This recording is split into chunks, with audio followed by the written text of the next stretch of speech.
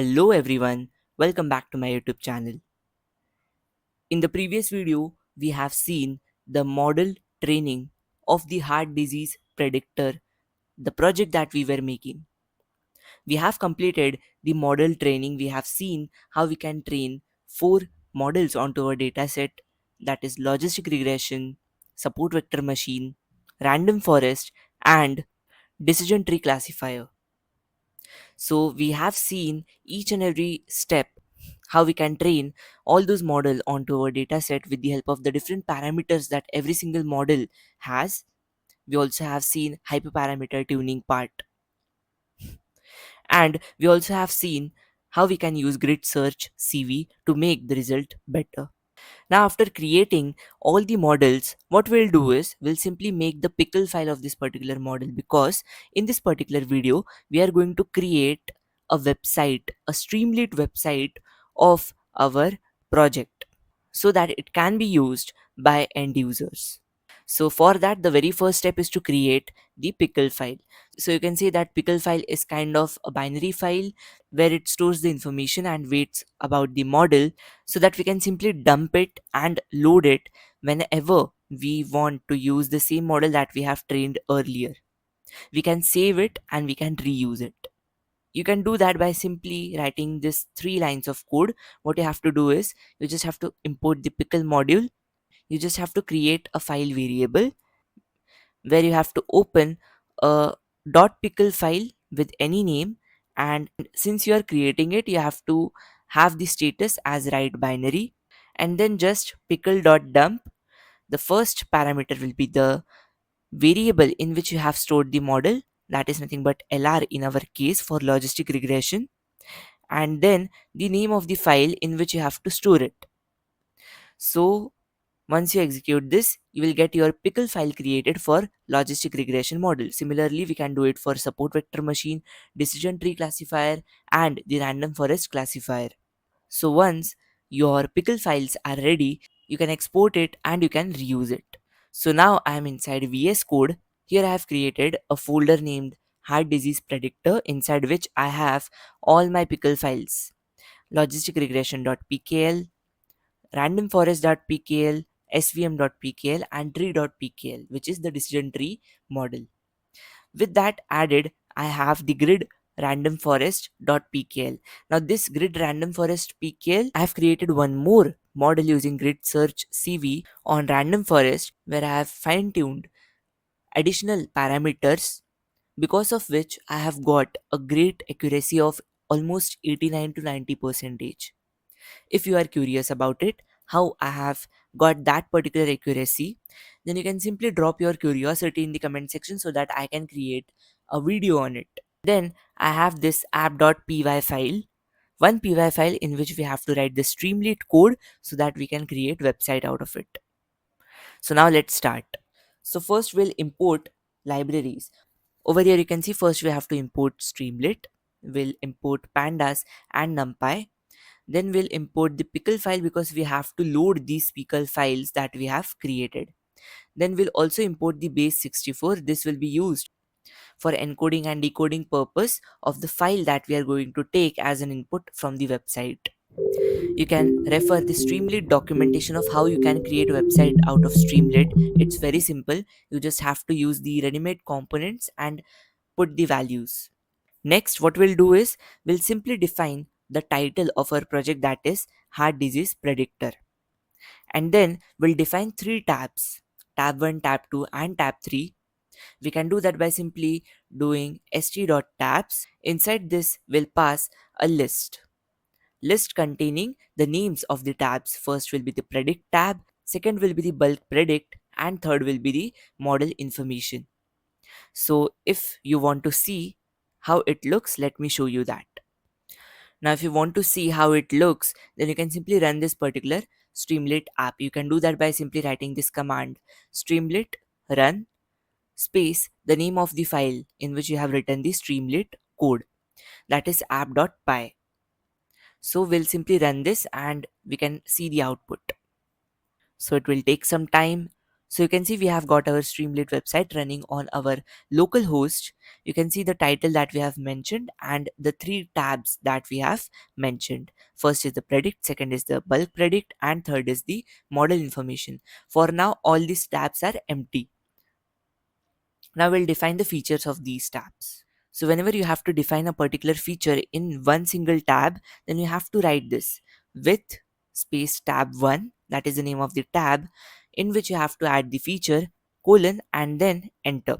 Whatever you will write under this, that will only be reflected inside that particular tab which you have written over here.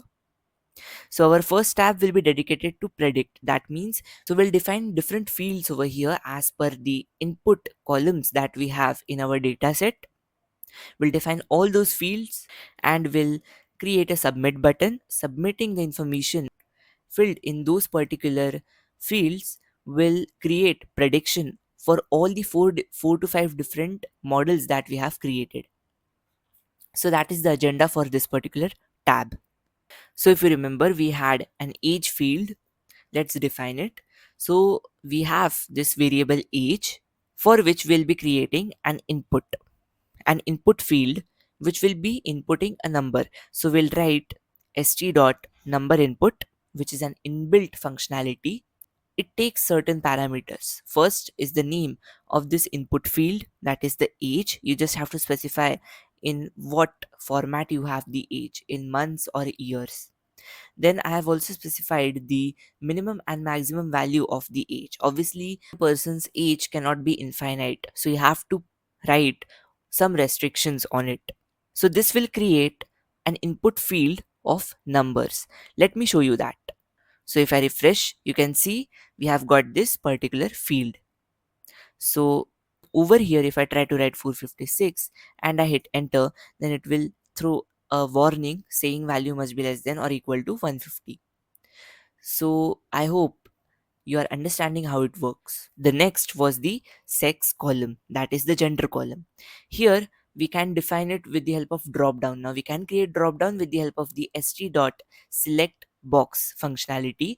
It takes two arguments. First is the name of the drop down that you have to give, that is sex. The next is the list of parameters that you have to define in that particular drop down. So over here I am defining male and female as the options in that particular gender column, in that particular gender field, because our dataset contains these two values.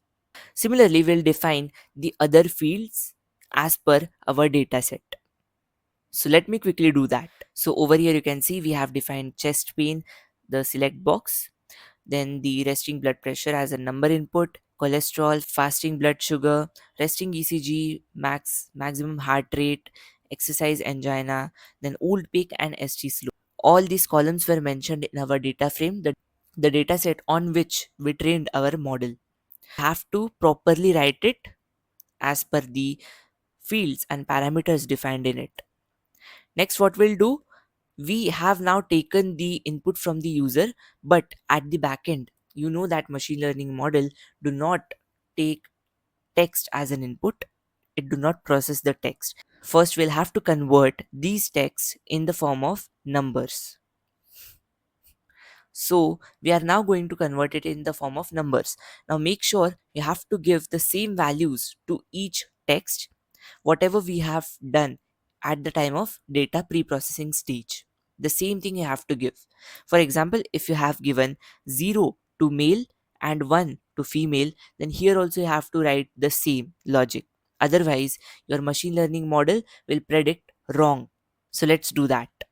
So here you can see I have written some pre-processing steps here, like for converting the male into 0 and female into 1. So here you can see I have converted the categorical inputs to numeric inputs so that we can pass it on to our machine learning models. Now that we have our data pre-processed, then what we'll do is we'll simply convert this data into a data frame format or an array format, because we have to pass it on to our machine learning model. So that is why we'll have to convert it. So let's convert it into a data frame format. Over here you can see we have used the pandas data frame, inside which we have defined this dictionary we have given the same keys as that of the column names, and then we have defined the values wrapped in a list. We'll store this in the variable named input data. The next thing what we'll do is we'll simply define our algorithm names that we have used with the model names. Basically, we'll create a list in which we'll just append all the names of the model so that we can iterate over all the pickle files and one by one predict for this particular data that we are going to pass, so that we can get the prediction from all the five machine learning models. Over here you can see we have defined the algorithm names, decision trees, logistic regression, random forest, support vector machine, and grid random. This will be shown in the front end. And here is the list of model files. Make sure your name is correct. Next, what we'll do is we'll define a function into which what will happen. See, what we'll do is we'll simply pass this particular input data into that particular function, and inside that function we'll write a logic, we'll define a for loop, we'll iterate over these model names, or I would say the files, will load each file, and will pass on the input data to each model one by one. Each model will give its prediction. What we'll do is we'll store that prediction in a list called predictions, and we'll simply return that predictions list as an output for that particular function. So over here you can see what we have done. We have defined the predict function inside which it takes the data. We iterate over the model names. Over here you can see we'll load each model using the pickle.load. Inside this you just have to open the file and just pass on the returned value in the load function. Next, just model.predict and pass on the data inside it, and you will get the predictions. Just append it in the predictions list. This will give us a list of predictions from all the five different models. Now we need to make sure that this function will only run whenever the user clicks on the submit button. So whenever a submit button is clicked, the function will be called and this function will run and give the output. So to make sure that it only works whenever the submit button is clicked, we can write it like this: if st.button, from which you can create a button, uh, if this particular button is clicked, this if the button is clicked, obviously this will be true, and this if condition will only execute if this value is true. Now whenever this condition meets true, we'll get a subheader called results, and then inside this we'll simply call this particular function predict underscore heart disease, and we'll pass on the input data variable, this one. Now once this is done, we'll simply show these results corresponding to their algorithm names. So for that I'll write this code. You can see what I have written. I have used a for loop. Now inside this for loop logic, we'll iterate over the number of predictions times, and then we'll display the name of the algorithm, that is the current algorithm as per the current index. Then we'll check whether the current index value is 0. If it is 0, then we'll simply output no heart disease detected. If it is 1, then we'll output heart disease is detected. So that's all for the tab 1. So I hope the logic is clear. Now let's save this code and let's try to check whether this code works properly onto our website. Let me refresh it, and you can see we have got these fields, and let's try to fill in some random values. Let's keep it a typical angina. Let's keep the resting blood pressure as 120. Let's keep the serum cholesterol as let's say 12. Fasting blood sugar as less than 120. ECG normal. Then the maximum heart rate achieved is 60. Let's change it to 75. Let's keep this no. Let's keep it by default, and let's keep this as it is. Now if we click on submit button, let's see what happens. So you can see we have got this executed and we have got the results. So according to the decision tree classifier, we have got no heart disease predicted. Similarly, from the logistic regression model, we have got this no heart disease. Random forest also sees no heart disease. Support vector machine also sees no heart disease. And our grid random forest algorithm also says no heart disease detected. Now, if I try to change some values, let's keep it yes. Let's keep this left ventricular. Let's make it greater than. Let's keep the value 120. Let's change it to asymptomatic and let's see now. Okay, so now you can see we have got the results. Decision tree says no heart disease predicted, and all the other model says that heart disease is detected. So you can see this functionality of our website is working. The first tab of predict is working. But don't you think that using this tab will only give us one prediction at a time? We'll have to fill all the values one by one and then you just get the prediction for one single instance. But what if we have to predict in a bulk? What if we have hundreds of values? What if we have hundreds of patients data and we have to predict the heart disease detection for all of them at once? Then what to do in that case? So for that only I have constructed this bulk predict feature, which we are going to look into now. So let's write the code for it. So this comes under tab 2. First, what we'll do is we'll ask the user to upload a CSV file, and also we'll define some instructions to note before uploading the file. Now obviously a CSV file must be in the format of what input our model takes in. Every single machine learning model is trained to take some specific input in a specific format. Our models are trained to take input in a specific format, the number of columns, the type of values that it takes. So for that we have to define these instructions.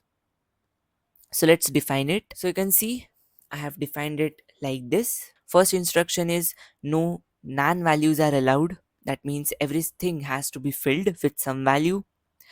That means every cell has to be filled with some value. Then total 11 features are there in this same order that is defined over here.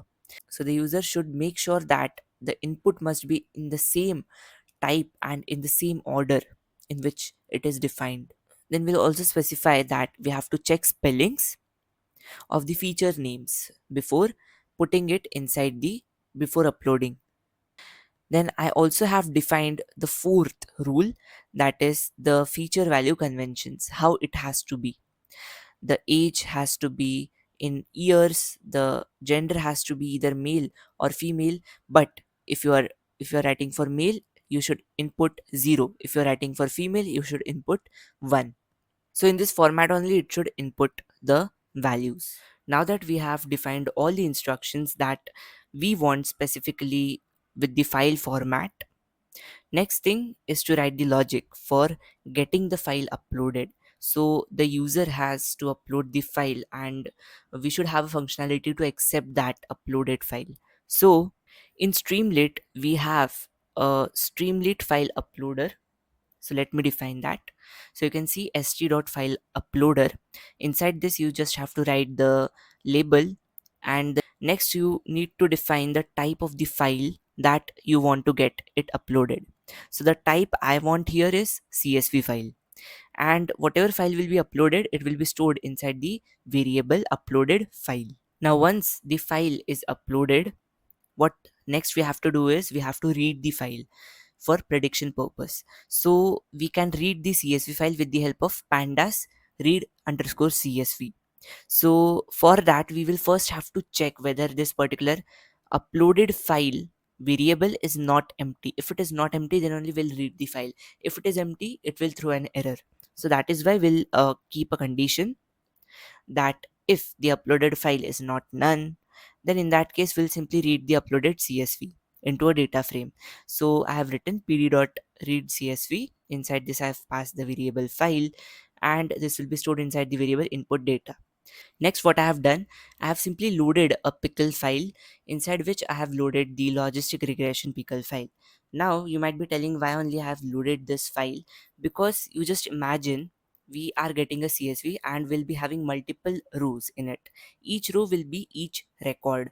So, we'll be creating a prediction column using the model logistic regression for now, because here our main goal is not to get prediction from all the models. We just want to bulk predict using any model. No doubt you can also add the functionality of getting the responses, or I would say the predictions, from all the different pickle files or models that we have here. But for now, I'll just use logistic regression. So as a task, you can just get the predictions from other models also, and you can just create different columns for different models as predictions. So I hope you are understanding. So now next thing what I'll do is I'll simply iterate over each row in this particular data frame, and for each row I'll be predicting. So let's do that.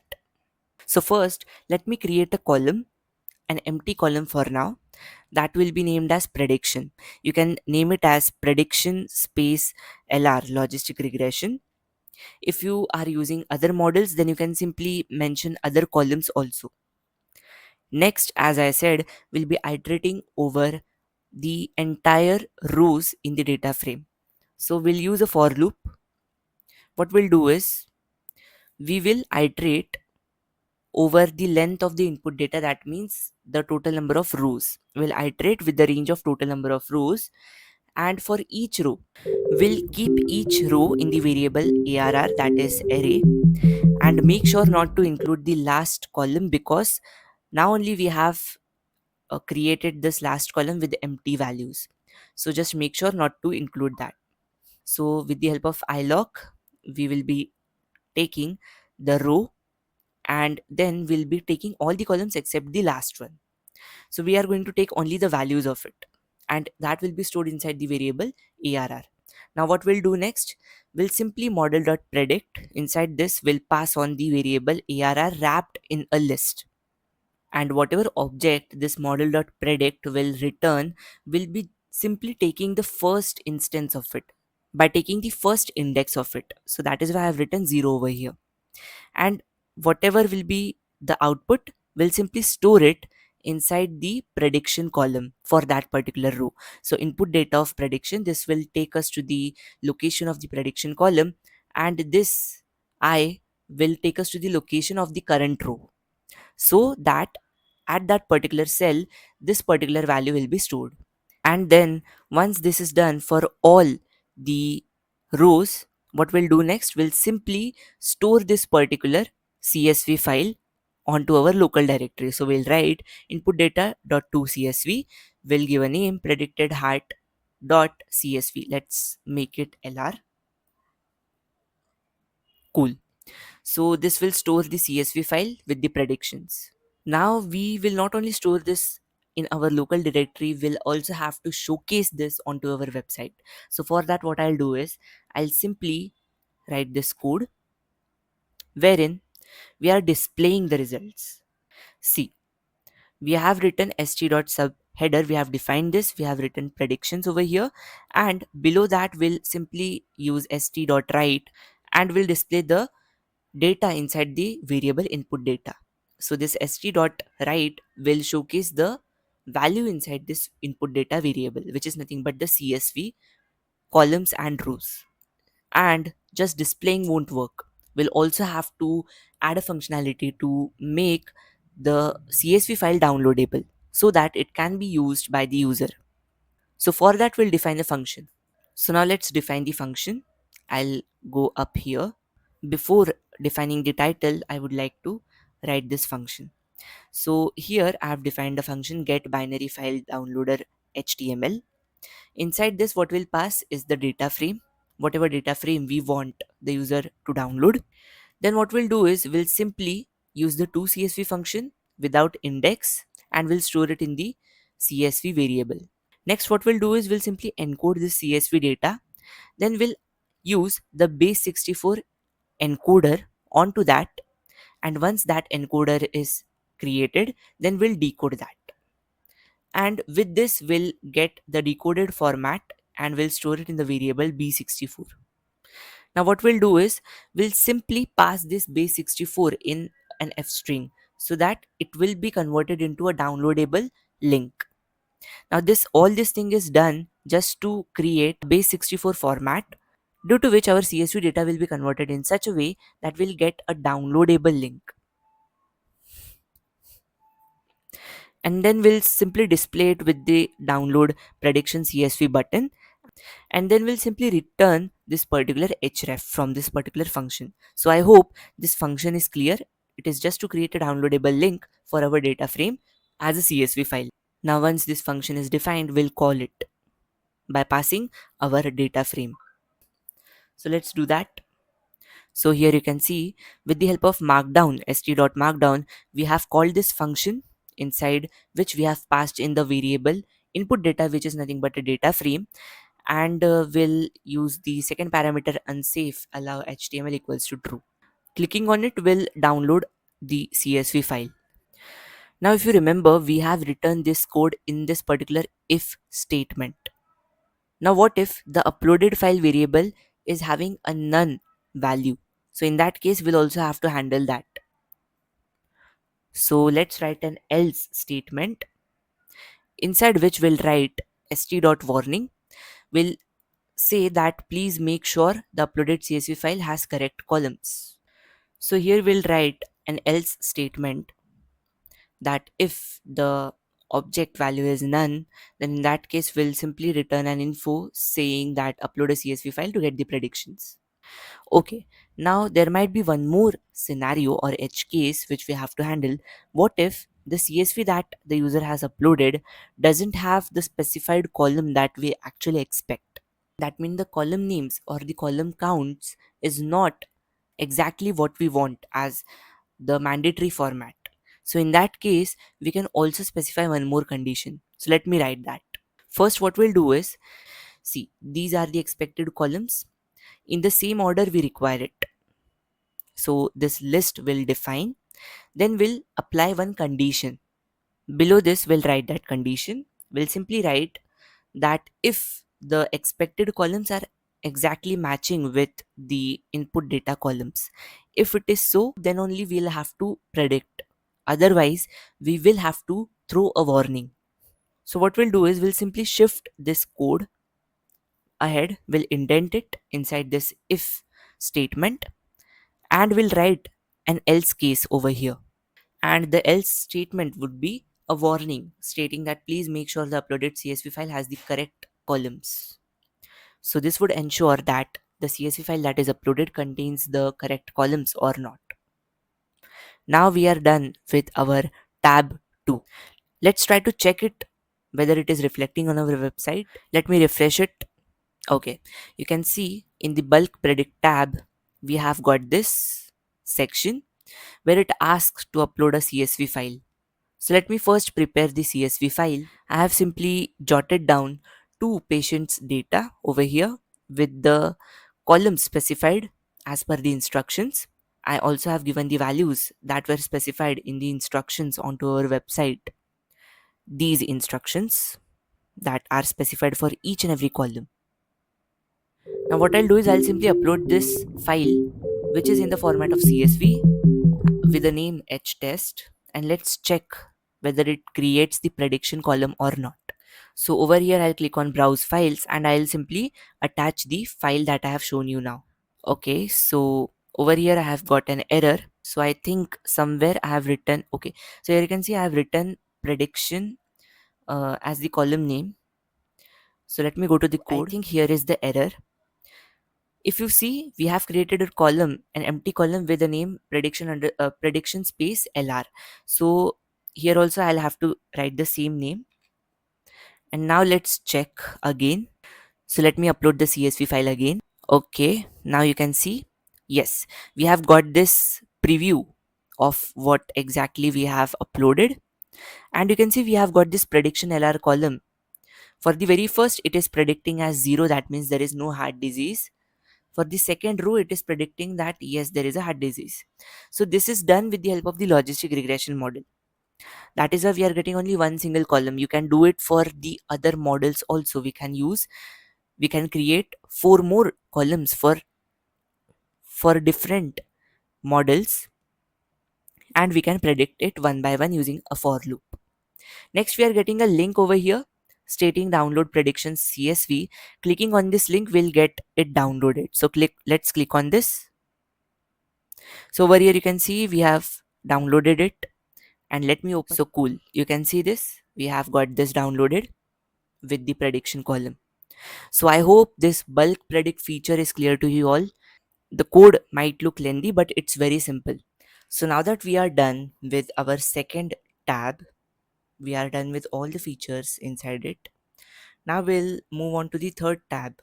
That is nothing but model information. So here we are just creating a graph, a bar graph, which will tell the information about different models that we are using, the accuracies of it, and the names of it.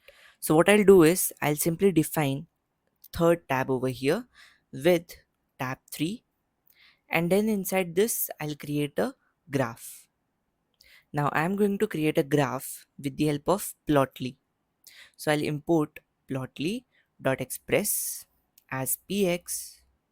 Now what I'll do is I'll create a dictionary. That dictionary that dictionary will contain key as the name of the model and the value as the accuracy of it. So it will look something like this. So over here you can see we have stored the dictionary in the variable data. This dictionary contains keys as the model names like decision tree and the value as its corresponding accuracy. So the accuracy is 80.97. Similarly, for logistic regression, I have written the accuracy. For random forest, this. For support vector machine, this. And for grid RF, I have written the accuracy. So likewise, we have to create the dictionary, and once the dictionary is created, we'll simply extract the keys out of it, and we'll store it in the variable models, and we'll extract the accuracies out of it, that is the values, and we'll store it in the accuracies variable. So let's do that. So over here you can see we have the models variable, which is nothing but a list containing all the keys from the data dictionary. That means it will contain decision trees, logistic regression, random forest, just the names. Then the accuracies is a list which will store the data dot values, which is nothing but the accuracies 80.97, 85.86, and so on. With this, two variables will create a data frame which will contain two columns. One is the model column and the next one is the accuracy column. So let's do that.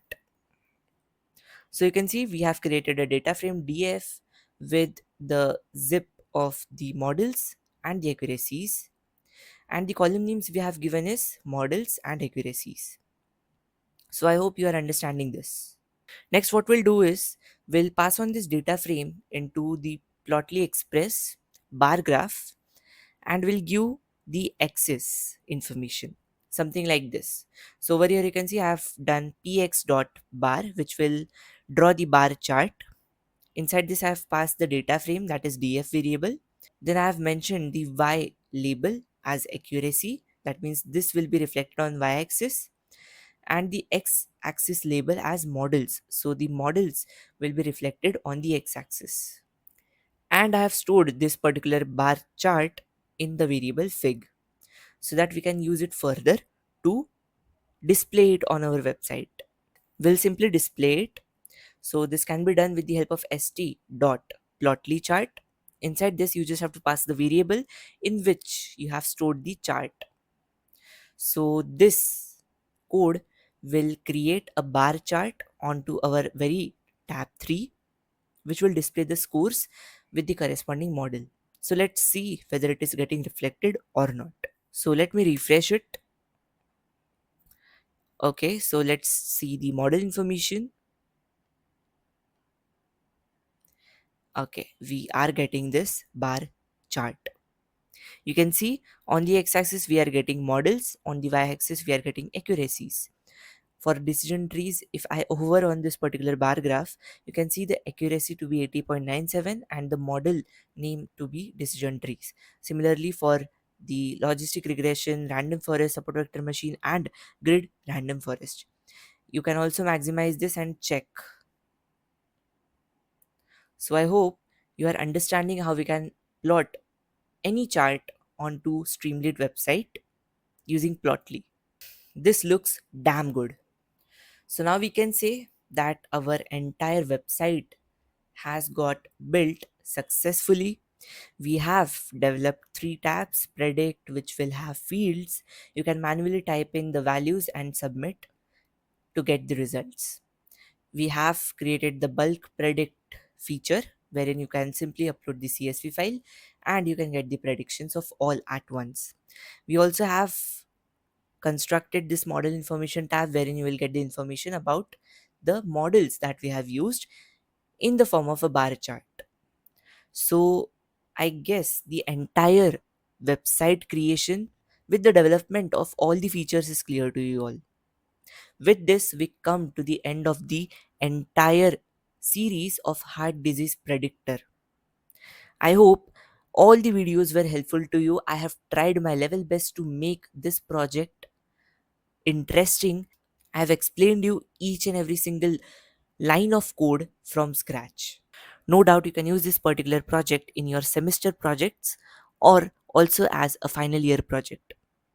And if you want the code of the entire project, right from data processing, building the model, visualization of the data, if you want every single code, then you can simply drop a mail to me on my email ID.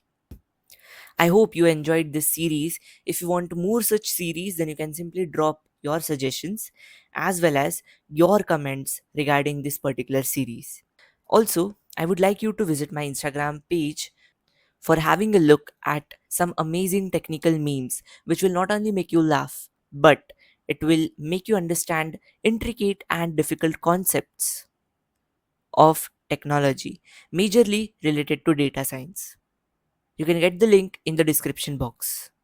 If you like this particular video, please do like, share, and subscribe to my channel. Also hit the bell icon and don't forget to follow me on Instagram.